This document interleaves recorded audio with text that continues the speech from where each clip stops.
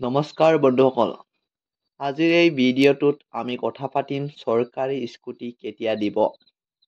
যিহেতু তোমালোকক কোৱা হৈছিলে যে 30 নৱেম্বৰ আগত যোনসকল ছাত্ৰ ছাত্ৰীয়ে এইচএছ পৰীক্ষাত ভাল মাৰ্ক লৈ পাছ কৰিছে তোমালোকক এখনকৈ স্কুটি 30 নৱেম্বৰ আগত ডিষ্ট্ৰিবিউট কৰিবলৈ চেষ্টা কৰিম।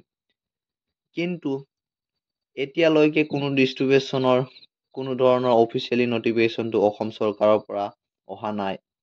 আনকি ডিষ্ট্ৰিবিউচন কৰাৰ আগতে স্কুটিৰ এখন ডাঙৰকে চেৰেমনি অনুষ্ঠিত কৰা হয় আৰু এই চেৰেমনিটো গুৱাহাটীত অনুষ্ঠিত কৰা হয় আৰু চেৰেমনি হোৱাৰ পিছত ডিলাৰে স্কুটিটো ডিষ্ট্ৰিবিউট কৰা হয় আৰু ডিলাৰত অহাৰ পিছত তোমালোকৰ যোনটো কলেজ আছে সেই কলেজত ডকুমেণ্ট ভেৰিফিকেশ্যন কৰিব দিয়ে আৰু ডকুমেণ্ট ভেৰিফিকেশ্যন কৰাৰ পিছত তোমালোকৰ হাতত এখনকৈ এপ্ৰিচিয়েশ্যন চাৰ্টিফিকেট দিয়া হয় আৰু এই এপ্ৰিচিয়েশ্যন চাৰ্টিফিকেটত মেনশ্যন কৰা থাকে যে তোমালোকে কোনটো ডিলাৰৰ পৰা স্কুটি কালেক্ট কৰিবা। যিহেতু তোমালোকক কোৱা হৈছিলে যে 30 নৱেম্বৰত স্কুটি ডিষ্ট্ৰিবিউট কৰিম আৰু এই ডিষ্ট্ৰিবিউচনৰ যোনটো প্ৰচেছ হয় আৰু যোনটো ডকুমেণ্ট ভেৰিফিকেশ্যন হয় আৰু এপ্ৰিচিয়েশ্যন চাৰ্টিফিকেট যদি তোমালোকক 30 নৱেম্বৰত স্কুটি ডিষ্ট্ৰিবিউট কৰিলেহেঁতেন তেনেহ'লে কিন্তু এতিয়া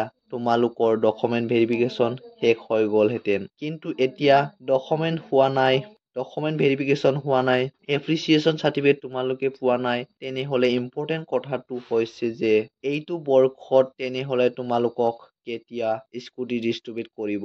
নৱেম্বৰ মাহত যোনটো তাৰিখত দিম বুলি কৈছিলে কিন্তু নৱেম্বৰ মাহত 21 তাৰিখ হ'ল কিন্তু এতিয়ালৈকে কোনো ধৰণৰ ডকুমেণ্ট ভেৰিফিকেশ্যন বা যোনটো ডিষ্ট্ৰিবিউচনৰ যোনটো প্ৰচেছ হয় এতিয়ালৈকে কোনো ধৰণৰ ষ্টাৰ্টেই হোৱা নাই। নৱেম্বৰ মাহত কেতিয়াও সম্ভৱ নহয়।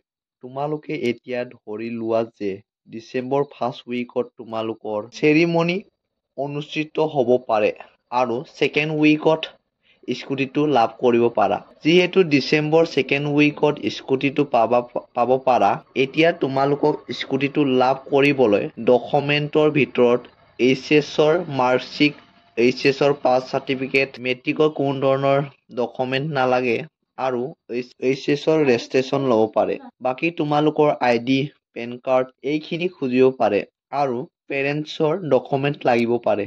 এতিয়া তোমালোকে যোনসকল ছাত্ৰ ছাত্ৰীয়ে অনলাইনত কোচিং কৰি আছা নীটৰ কাৰণে, তোমালোকে যোনটো কলেজ বা যোনটো স্কুলৰ পৰা পাছ কৰিছা এই কলেজত ডকুমেণ্ট ভেৰিফিকেশ্যন কৰিবা।